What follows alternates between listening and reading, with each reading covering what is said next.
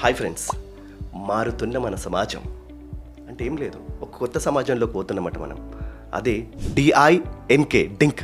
ఒక కొత్త సమాజం మనం సృష్టించుకోబోతున్నామట వెరీ షార్ట్లీ. ఆ సమాజం పేరే DINK డింక్ అట. డింక్ అంటే ఎందుకు ఫుల్ ఫామ్ తెలుసా? Double income, no kids. ఒక్కసారి చూడండి, ఒకప్పుడు ఫ్యామిలీ అంటే ఇండియాలో 400 మంది. సో కుటుంబం అంటే 400 మంది.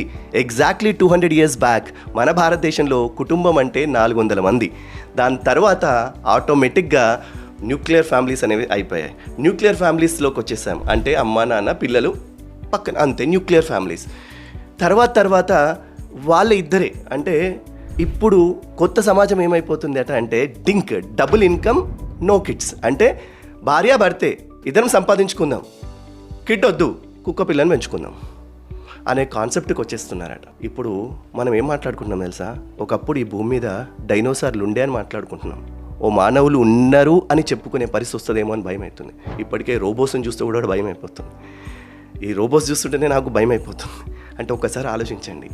అందుకే ఇప్పుడు చాలామంది సీఎంలు, ప్రెసిడెంట్లు, ప్రైమ్ మినిస్టర్లు చాలామంది చెప్తున్నారు. Even Germany, Japan, China, India, recent all the chief ministers, recent ఒక 5-6 చీఫ్ మినిస్టర్స్, స్పెషల్లీ సౌత్ ఇండియాలో కూడా చీఫ్ మినిస్టర్ చెప్తున్నారు, పిల్లల్ని కనండి అని చెప్తున్నారు. కానీ కొత్త సమాజం ఒక వికృత పోకడకి పోయే కాన్సెప్ట్ డింక్ అనే కాన్సెప్ట్లోకి పోతున్నారు. అందుకే ప్లీజ్ అండర్స్టాండ్, ఈ సీఎంలు చెప్తున్నట్టు, ప్రైమ్ మినిస్టర్లు చెప్తున్నట్టు, దేశం జపాన్, జర్మనీ డబ్బులు విపరీతంగా ఉన్నాయి. Germany has lot of money, Japan has lot of money, successful great countries బాగున్న, అక్కడ వాళ్ళకి డెమోగ్రఫిక్ డివిడెండ్ లేదు, అంటే యువ జనాభా లేదు. అందుకోసమే అంత డబ్బున్న వేస్ట్ అయిపోతుంది. So please my dear friends, ఈ డింక్ అనే కాన్సెప్ట్ని కట్ చేసుకుందాం.